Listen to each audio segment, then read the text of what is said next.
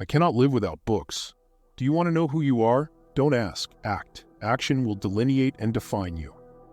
I predict future happiness for Americans if they can prevent the government from wasting the labors of the people under the pretense of taking care of them. Honesty is the first chapter of the book, Wisdom. The legitimate powers of government extend to such acts only as are injurious to others. It does me no injury for my neighbor to say, there are 20 gods or no God. It neither picks my pocket nor breaks my leg. The man who reads nothing at all is better educated than the man who reads nothing but newspapers. I sincerely believe that banking establishments are more dangerous than standing armies, and that the principle of spending money to be paid by posterity under the name of funding is but swindling futurity on a large scale. On matters of style, swim with the current. On matters of principle, stand like a rock. The most valuable of all talents is that of never using two words when one will do. I'm a greater believer in luck, and I find the harder I work, the more I have of it. We in America do not have government by the majority. We have government by the majority who participate. I would rather be exposed to the inconveniences attending too much liberty than to those attending too small a degree of it. Our civil rights have no dependence on our religious opinions any more than our opinions in physics or geometry. History in general only informs us what bad government is. Nothing gives one person so much advantage over another as to remain always cool and unruffled under all circumstances. I have observed, indeed, generally, that while in Protestant countries the defections from the Platonic Christianity of the priests is to deism, in Catholic countries they are to atheism. Diderot, d'Alembert, d'Holbach, Condorcet are known to have been among the most virtuous of men. Their virtue, then, must have had some other foundation than the love of God. The people cannot be all and always well informed. The part which is wrong will be discontented, in proportion to the importance of the facts they misconceive.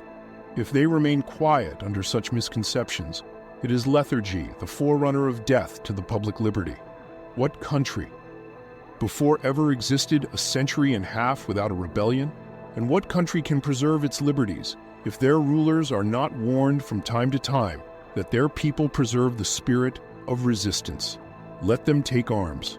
The remedy is to set them right as to facts, pardon and pacify them. What signify a few lives lost in a century or two? The tree of liberty must be refreshed from time to time with the blood of patriots and tyrants. It is its natural manure. Determine never to be idle. No person will have occasion to complain of the want of time, who never loses any. It is wonderful how much may be done if we are always doing. Religion. Your reason is now mature enough to examine this object. In the first place, divest yourself of all bias in favor of novelty and singularity of opinion.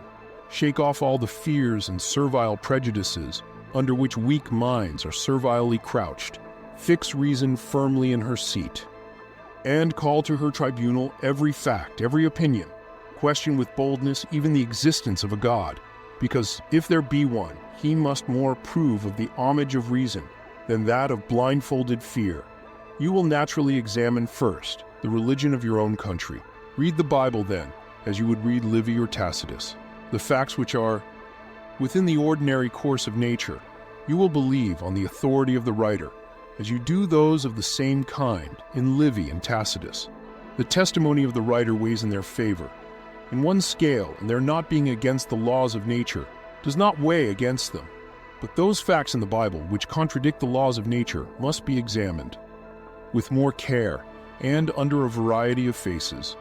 Here you must recur to the pretensions of the writer to inspiration from God. Examine upon what evidence his pretensions are founded, and whether that evidence is so strong as that its falsehood would be more improbable than a change in the laws of nature in the case he relates.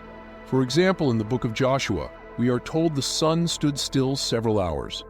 Were we to read that fact in Livy or Tacitus, we should class it with their showers of blood, speaking of statues, beasts, and sea. But it is said that the writer of that book was inspired. Examine therefore candidly what evidence there is of his having been inspired. The pretension is entitled to your inquiry, because millions believe it. On the other hand, you are astronomer enough to know how contrary it is to the law of nature that a body revolving on its axis, as the earth does, should have stopped, should not. By that sudden stoppage have prostrated animals, trees, buildings, and should, after a certain time, have resumed its revolution, and that without a second general prostration. Is this arrest of the earth's motion, or the evidence which affirms it, most within the law of probabilities? You will next read the New Testament. It is the history of a personage called Jesus. Keep in your eye the opposite pretensions. One of those who say he was begotten by God, born of a virgin, suspended and reversed the laws of nature at will, and ascended bodily into heaven. And two, of those who say he was a man of illegitimate birth, of a benevolent heart, enthusiastic mind, who set out without pretensions to divinity, ended in believing them, and was punished capitally for sedition by being gibbeted according to the Roman law, which punished the first commission of that offense by whipping, and the second by exile, or death in furia. Do not be frightened from this inquiry by any fear of its consequences. If it ends in a belief that there is no God, you will find incitements to virtue in the comfort and pleasantness you feel in its exercise, and the love of others which it will procure you. In fine, I repeat, you must lay aside all prejudice on both sides, and neither believe nor reject anything, because any other persons, or description of persons, have rejected or believed it. I forgot to observe, when speaking of the New Testament, that you should read all the histories of Christ, as well of those whom a council of ecclesiastics have decided for us, to be pseudo-evangelists, as those they named evangelists, because these pseudo-evangelists pretended to inspiration as much as the others, and you are to judge their pretensions by your own reason, and not by the reason of those ecclesiastics. Most of these are lost. I had rather be shut up in a very modest cottage with my books, my family, and a few old friends, dining on simple bacon and letting the world roll on as it liked, than to occupy the most splendid post which any human power can give. Legitimate powers of government reach actions only, and not opinions. I contemplate with sovereign reverence that act of the whole American people which declared that their legislature should make no law respecting an establishment of religion, or prohibiting the free exercise thereof, thus building a wall of separation between church and state. Adhering to this expression of the supreme will of the nation in behalf the rights of conscience, I shall see with sincere satisfaction the progress of those sentiments which tend to restore to man all his natural rights, convinced he has no natural right in opposition to his social duties. If a nation expects to be ignorant and free in a state of civilization, it expects what never was and never will be: vast accession of strength from their younger recruits, who, having nothing in them of the feelings or principles of '76, now look to a single and splendid government of an aristocracy founded on banking, institutions, and moneyed-in corporations under the guise and cloak of their favored branches of manufactures, commerce, and navigation, riding and ruling over the plundered plowmen and beggared yeomanry. I hold it that a little rebellion now and then is a good thing, and as necessary in the political world as storms in the physical. Unsuccessful rebellions, indeed, generally establish the encroachments on the rights of the people which have produced them.